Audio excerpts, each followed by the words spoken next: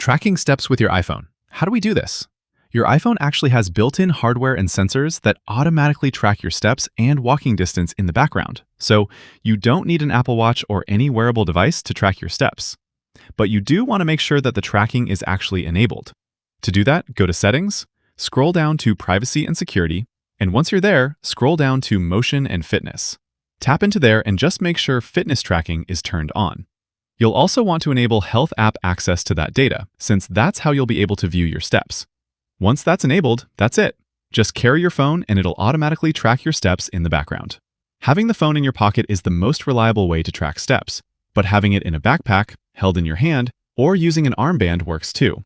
Having the phone on a desk or sitting in a stroller while pushing your baby obviously isn't going to work.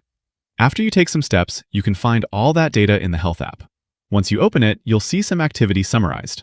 If you don't immediately see steps at the top, you can tap Show All Health Data, and it'll show you a much wider range of health metrics, including your step count. Or if you go back to the main summary page, there's a pinned section you can customize. Tap Edit, and you can choose any available metric to pin to your summary. So if I wanted to pin something like BMI, for example, I just tap it, and it gets added to that pinned section. You can then reorder items however you'd like, put all the important ones at the top, and remove anything you don't want showing. That's basically how you get your steps visible. This particular phone is actually my work phone, which mostly just sits on my desk, so it doesn't show much step activity. But I took a screenshot on my main phone earlier, and it shows a nice chart there. You can clearly see I walk a lot more on weekends than on workdays, office job and all that. You can also view this data broken down daily, weekly, monthly, or even annually.